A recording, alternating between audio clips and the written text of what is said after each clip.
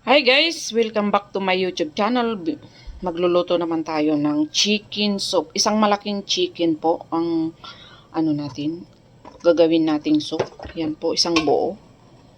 Yan. Ang kakailanganin po natin ay malaking spring onion at ginger. At nagpakulo na po ako ng tubig. Hi guys! Welcome back to my YouTube channel, Simple Rose TV. Magluluto naman tayo ng chicken soup. Yan. Chinese style po to. Gagawin natin yan. Isang chicken. Ito, malinis na siya. Nilinis ko kanina. Kailangan din natin ng ginger ngayon. At saka yung big onion. Yan. Lagay na natin dito sa pinakukuluan nating tubig. Lagyan din natin ng cooking wine. Cooking wine to guys. Yan. Hintayin lang natin na kumulo bago natin ilagay yung chicken. Takpan muna natin. Hintayin natin na kumulo bago natin ilagay yung isang buong chicken. Yan na po, kumulo na ang ating tubig. Lalagay na natin yung buong chicken. Yan.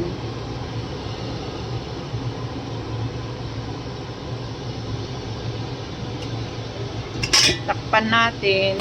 Mga 30 minutes, lagayin din natin yung ingredients na mushroom. Yung mushroom nilalagay natin guys, doon sa chicken soup.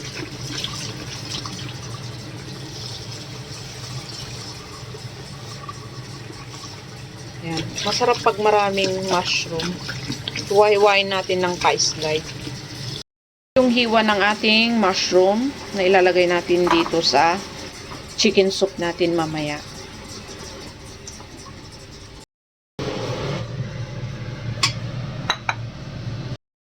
Yan po yung ating chicken.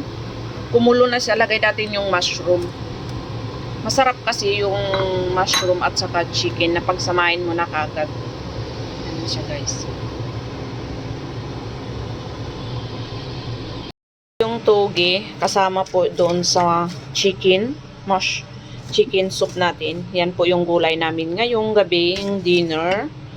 Tapos naman na tayong hipon. Iluluto natin. Ipa-fried natin mamaya. Lagyan natin ng kunting soy sauce. At saka spring onion, ginger. Yan. Papakita ko sa inyo mamaya guys.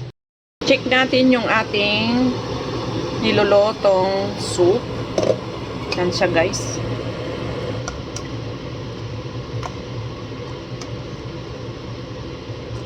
Wow, nakikita nyo?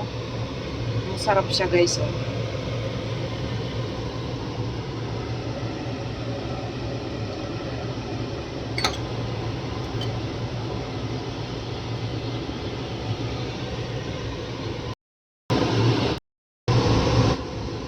Yan na po guys, yung ating soup. Pwede na natin i-serve.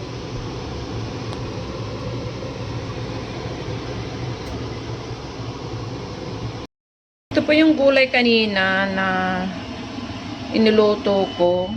Yan. Ito po yung pinakagulay namin ngayon. Ginisa ko po siya sa kunting mantika. At nilagay ko rin ng spring onion. Yun yung tinatawag na ano ba to? Yung pinatubo na munggo.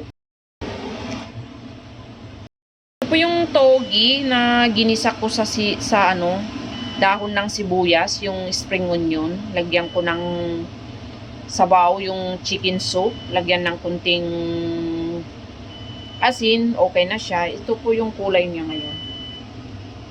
Yan po yung isang ulam po namin. Sunod na iluluto naman natin ay ito yung ito po yung hipon.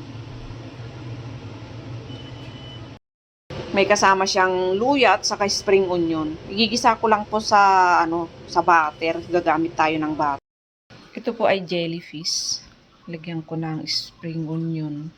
Ito po yung isang na prepare kong ulam namin. Yan po yung ating hipon. Niluto ko sa butter. Lagyan natin ng konting seasoning. Pangpasarap.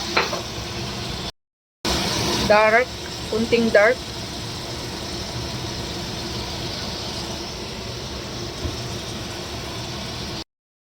Yan po ang aming ulam. Simpleng ulam. Yan po yung chicken soup. Tapos yung pinaka-ulam namin. Hindi ko alam ano to. Jellyfish pala to, guys. Jellyfish. O yan. Yung hipon. Yung togi. Ayan.